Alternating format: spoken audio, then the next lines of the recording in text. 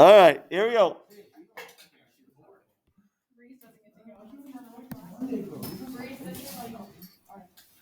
All right. So are you guys practicing Saturday, Sunday, and Monday? No, we're practicing Sunday at noon. I taught myself this during study hall. Okay. You weren't gonna do that. All right, here we go. Oh, here we go. We gotta go. Okay. All right. How do you determine concavity? Well, you can use what's called the second derivative to look at it. Okay. So what's the first derivative of this?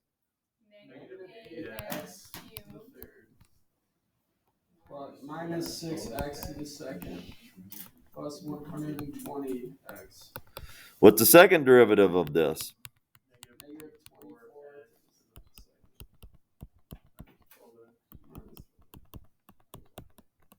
What factors out of everything? 12. Let's take out a negative 12. So it's 2x squared minus x plus, plus x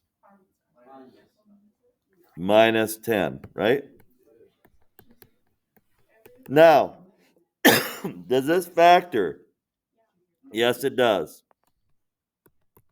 Into 2x and x, and then 5 and 2, because 2 times 2 is 4. Outers is 4x, inners is 5x. So this has to be plus, this has to be minus.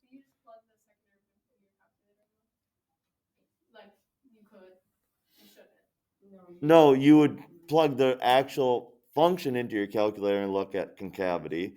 But what this does is it gives you where the inflection points are, where the concavity changes at negative 5 halves and at 2, which you can kind of tell from over here it's negative 5 and 2, but whatever. Okay? Then, if you check a point in between those, like 0 as a checkpoint, put 0 into the second derivative. Okay? Put 0 into the second derivative. It is here's the second derivative. It is positive, right? Positive 120. So it's concave up at 0. So if it's concave up at 0, it's concave down on the other side of this and on the other side of this, because 0 is in between those. Okay? Because that's where concavity changes, is at the inflection points. So it would be this one, where it'd be concave down. Okay? Now, what about this? Okay? Well, concavity tends to change where there's an asymptote. Where's our asymptote here? At negative 3. Boom, boom, boom, boom, boom, boom, boom, boom, boom, boom, boom. And so your graph of your function, and I would probably graph it out if I were you. Since there's a 0 or so the higher power is in the denominator than the numerator, you have a horizontal asymptote at 0.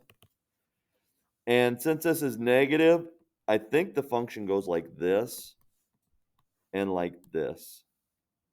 Okay? So if you look at the original function, you just look at it and go, well, where's it going to be concave down? Right there, right? Because it's going to look like that, basically. Okay? So it's from negative 3 to infinity. Okay? Negative 3 to infinity. That's where it's concave down.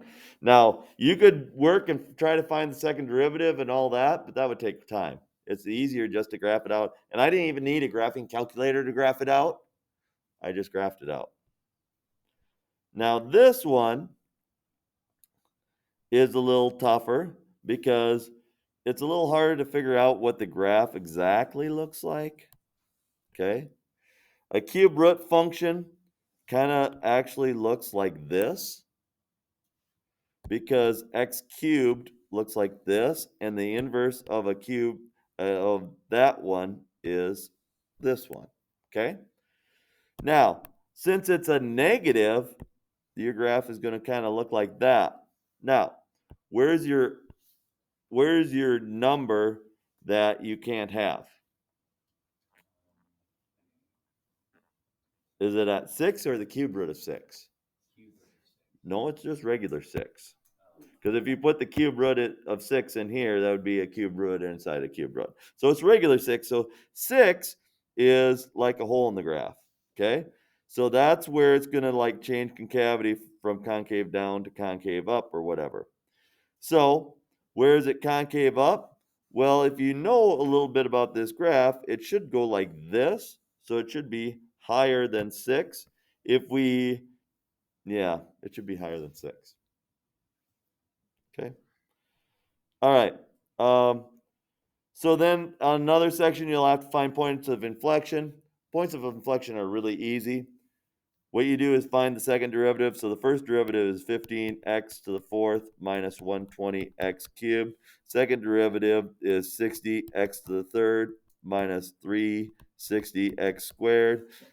Factor out a 60x squared and you get x minus 6, correct?